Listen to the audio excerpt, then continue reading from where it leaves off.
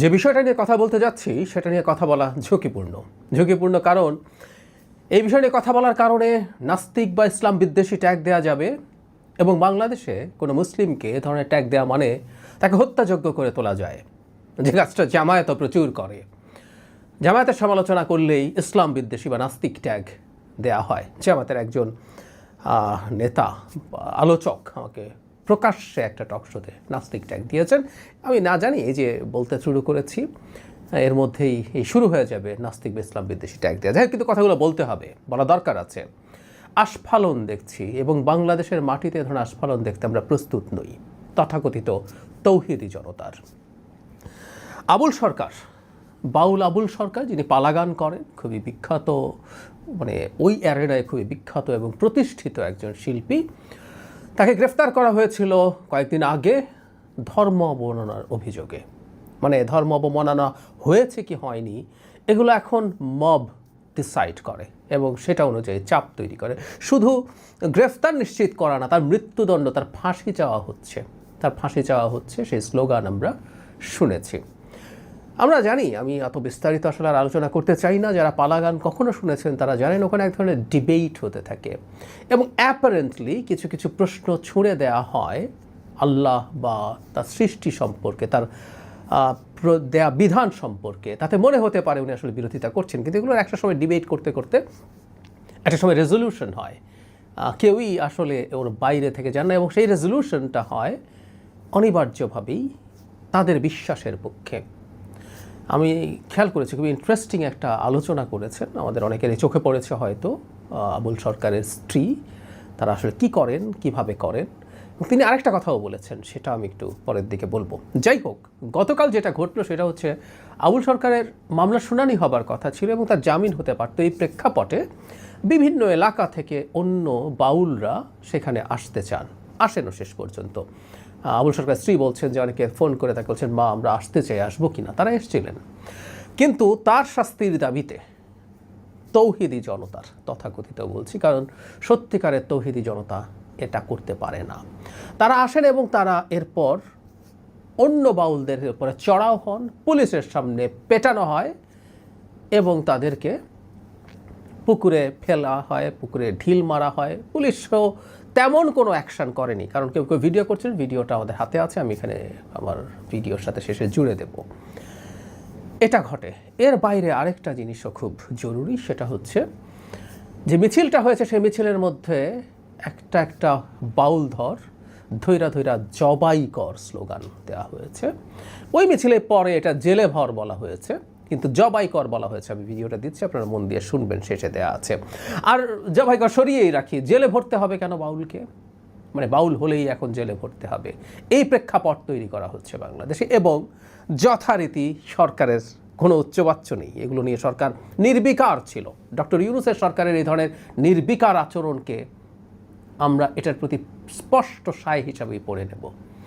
একজন উপদেষ্টা যারা মাহফুজ আলম, মাঝে মাঝে তিনি মাজার ভাঙা নিয়েও স্ট্যাটাস দিতেন। আমি জানি না তার এই স্ট্যাটাস নিয়ে হাসাহাসি করব না খানিকটা প্রশংসা করব। একসময় প্রচুর সমালোচনা করেছি যে সরকারের তো কাজ স্ট্যাটাস দেয়া না, ব্যবস্থা নেয়া। কিন্তু আবার এটাও বলি, এই সরকারের মধ্যে তিনি অন্তত খানিকটা সাহস করে লিখেছেন। তার ফেসবুক স্ট্যাটাসে মাহফুজ আলম লিখছেন, মজলুম জালিম হচ্ছে, ফ্যাসিবাদ বিরোধীরা ফ্যাসিবাদী হচ্ছে, পুরো পরিস্থিতি হতাশা ও ক্ষুব্ধতার। জুলুমকে ইনসাফ দিয়ে, সহিংসতাকে দরদ দিয়ে প্রতিস্থাপন না করে যারা নতুন মাত্রা জুলুম ও সহিংসতা করে বেড়াচ্ছেন তারা ফ্যাসিবাদের পুনর্জাগরণের জন্য দায়ী হয়ে থাকবেন। সমাজে, রাষ্ট্রে চিন্তা ও আচারের বৈচিত্র্যকে বাধাগ্রস্ত করলে ফ্যাসিবাদ পুনঃপ্রতিষ্ঠিত হবে এবং জুলাই বিপ্লব ব্যর্থ হবে। তাসাউফপন্থী, ফকির, বাউল সহ ভিন্ন মতাবলম্বীদের ওপর সব ধরনের জুলুম বন্ধ হোক। ওই যে বললাম বন্ধ হোক আহ্বান, এটা সুশীল এক ধরনের সুশীল সমাজের আহ্বানের মতো মনে হয়। যারা ক্ষমতায় আছেন, যারা দায়িত্বে আছেন, তারা ব্যবস্থা নেবেন, তারা বন্ধ করবেন, আমরা সেটা দেখতে চাই। কিন্তু মাহফুজ আলম যে কথাটা বলেছেন, এই কথাটা আমরা দীর্ঘ সময় থেকে বলছি। এই যে শেখ হাসিনার সময়ে দাড়ি টুপি থাকা এবং খুবই প্র্যাকটিসিং মুসলিমদেরকে এক ধরনের জঙ্গি ট্যাগ দিয়ে অন্যায় অত্যাচার করা হয়েছে, এগুলোর বিরুদ্ধে কথা বলেছে। কিন্তু আজকে এই ধরনেরই মানুষ অন্য মানুষের চিন্তা, তার দর্শনকে গ্রহণ করতে না পেরে তার উপরে চড়াও হচ্ছে, তার বিশ্বাসের সাথে না মিললেই তাকে কাফের ঘোষণা দিচ্ছে এবং জবাই করার হুমকি দিচ্ছে, মৃত্যুদণ্ড চাইছে। তারা তাদের মতো করে এই প্রেক্ষাপট তৈরি হয়েছে, তারা তাদের মত চাপিয়ে দিতে চাইছেন, শুধু সেটা না, সেটার জন্য প্রচণ্ড মাত্রার বল প্রয়োগ করছেন। ইনফ্যাক্ট এবার বাউলদের উপর এভাবে হামলা হয়েছে, কিন্তু বিভিন্ন এলাকায় বহু সময় পালা গানের আসর, বাউল গানের আসর এই ইউনূস সরকারের সময় বন্ধ করা হয়েছে, নাটক বন্ধ হয়েছে, মাজার ভাঙা হয়েছে। সেই সংখ্যাটা এখন 150 থেকে 200 হয়ে গেছে। নির্বিকার সরকার, কিছুদিন আগে রীতিমতো বুলডোজার দিয়ে মাজার ভাঙার ছবি আমাদের সামনে এসছে।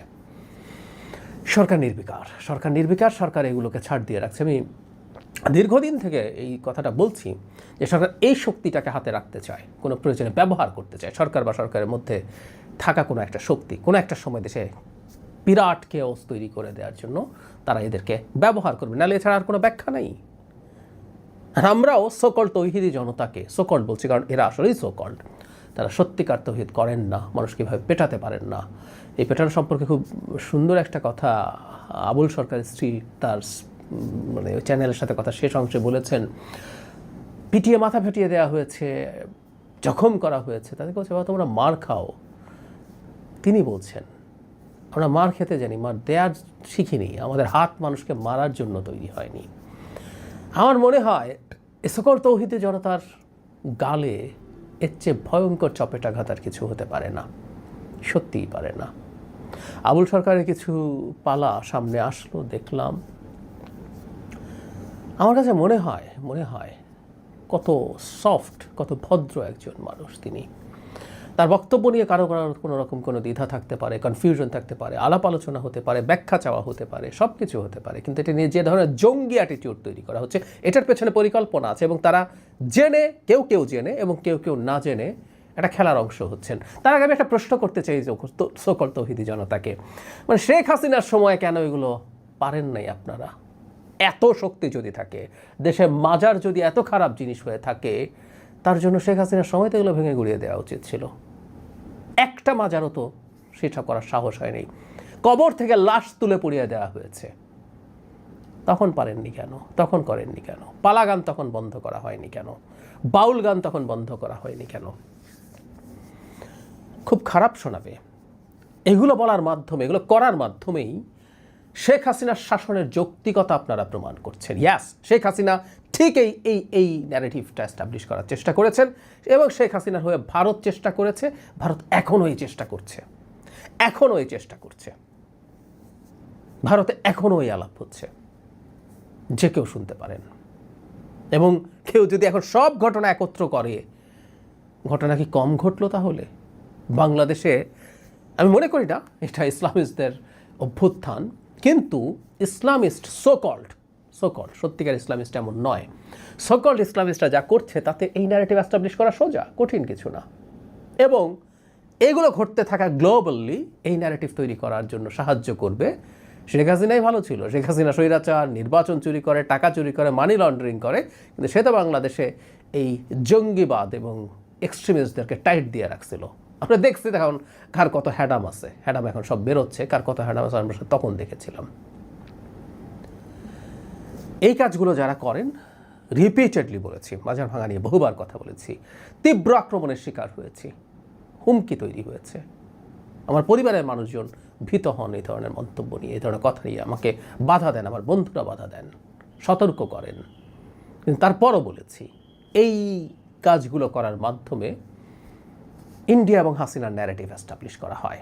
সুতরাং কেউ সুনির্দিষ্ট পরিকল্পনা করে এগুলো করায় এবং কিছু মানুষ তেমন কিছু না জেনে এটার পার্ট হয়ে দৌড়ঝাঁপ করে এই ঘটনাটা ঘটানোর চেষ্টা করে। আমরা খুবই ভয়ঙ্কর একটা খেলার মধ্যে ঢুকে পড়েছি, এবং এই পরিস্থিতিটা তৈরি করার জন্য ডক্টর ইউনূসের বিরাট দায় নিতে হবে। তার অন্যান্য সব ব্যর্থতার মধ্যে এটা একটা বিরাট ব্যর্থতা হিসাবে থাকবে। শুধু সেটা না, একটা কথা আছে না, বোতল থেকে জিন বেরিয়ে যাওয়া। এই পরিস্থিতি যখন তৈরি হয়ে গেছে, ভবিষ্যতের সরকারের জন্য এটার বিরুদ্ধে দাঁড়ানো